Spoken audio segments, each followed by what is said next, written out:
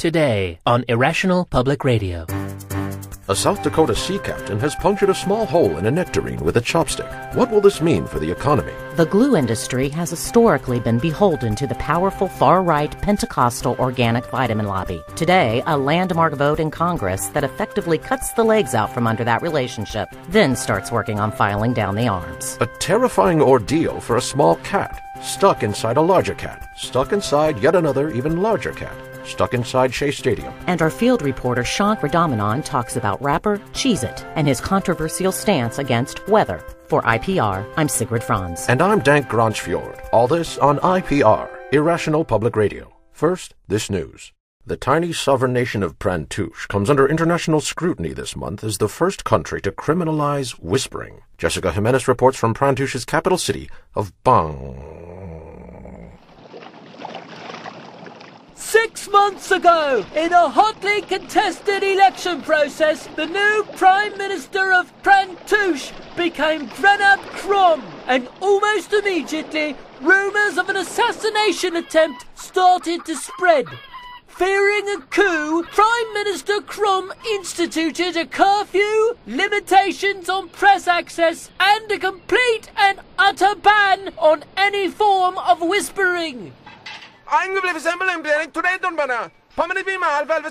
It is difficult because I want to speak tenderly to my wife. She enjoys when I whisper passionate, arousing words into her ear. But now I must shout these things. And my neighbor now will not cease asking us to come over and form a, marital triad. I am not interested in this, but now my wife is liking the idea more and more. She has purchased a harness and says she wants to have our neighbor for dinner and to play American rodeo. It has proven very much straining to our marriage.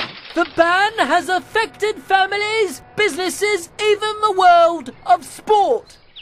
Running is 4 under par on the 11th hole as he lines up the shot with intense concentration. Though he seems a bit distracted today, don't you think, Mazzy? Yes! Though no attempts on his life have yet to be made or even rumoured, the Prime Minister's defence strategies have continued to escalate. Also banned are now any glance deemed by the courts to be furtive, and the writing of messages on anything other than large government-issued dry erase boards. Whether these measures will ensure the administration's power and security in the long term has yet to be determined. But for now, the eyes of the international community will continue to be set on the tiny island nation of Prantouche. For Irrational Public Radio, I'm Jessica Jimenez.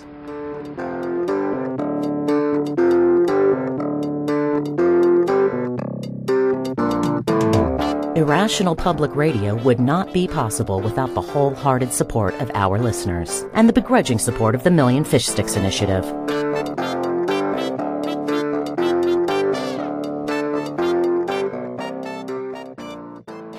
Proposition L continues to push buttons on both sides of the debate this week, as summaries of the bill's 1,200 pages are published on the political blog Law Sniffer. Morbidly obese animal activists protest its perceived disregard for morbidly obese animals, and the Brittle Bones Workers Collective cautiously applauds its provisions regarding volcanoes. Here to talk about Prop L's potential impact in all spheres is Floretta Kincaid of the Sphere Institute. Welcome, Floretta. Thank you, Dank. Now, this bill has been in discussion on the floor of the Senate for almost 12 weeks at this point, but public discourse has begun in earnest in just the last week or so. Why is this? Well, it's an incredibly dense bill. Not only is it, as you mentioned, 1,200 pages, but it's in unusually small print, in astoundingly nuanced legal language. And I understand that it's printed on very thin, almost translucent parchment paper. That's correct. Although that would not at all explain how many words are actually printed on it. That's also correct. Interesting. If you would, please speak to the concerns many are having about the scope of the bill, that some sections of Prop L that might be in the interest of a particular voter are tied to others to which they may well be in opposition. Well, that, of course, is the main issue here. As I say, it's an incredibly dense bill that will either be approved or not. There's no real avenue for a provisional passing. So, for instance, while religious centrists might celebrate Prop L's proposed construction of a single, unifying spiritual monument depicting a turbaned, six-limbed Buddha multiplying loaves under a chuppah, gun control proponents are understandably concerned about the bill's stipulation legalizing concealed pneumatic crossbows in the event of a vampire attack. Well, the campaigning both for and against Prop L has gotten particularly nasty in the last few days, with spots appealing directly to the emotions of parents of young children. Let's hear one of those spots. My son Ryan came home from school today with 102 fever and his hat in his pants. He said he was frightened because firemen came to his school and forced him to use the metric system. Why does the government want to do this to my son?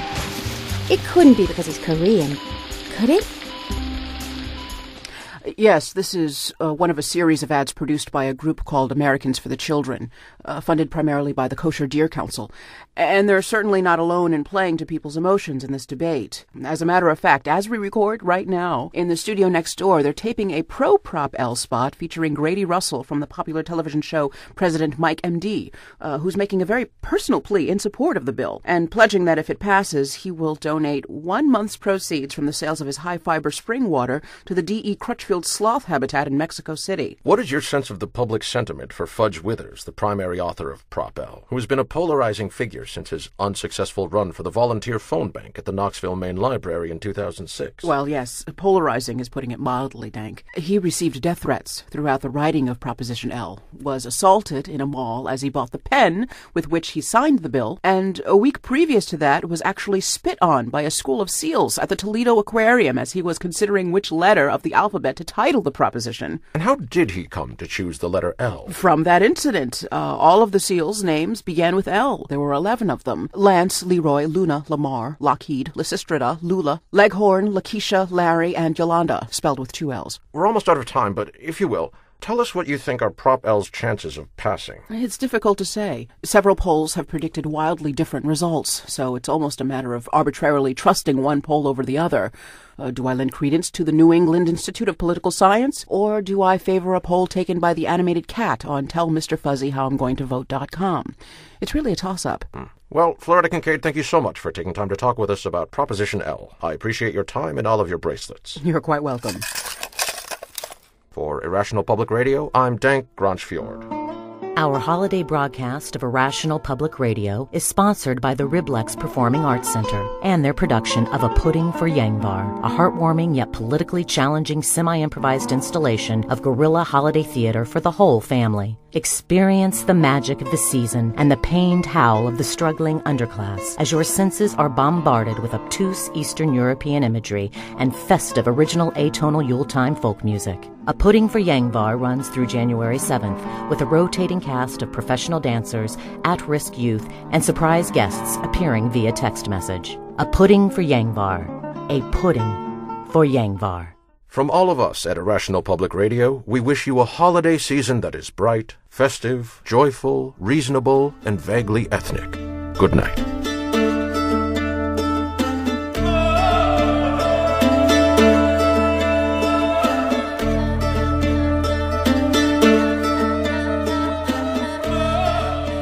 Visit us on the web at irrationalpublicradio.com.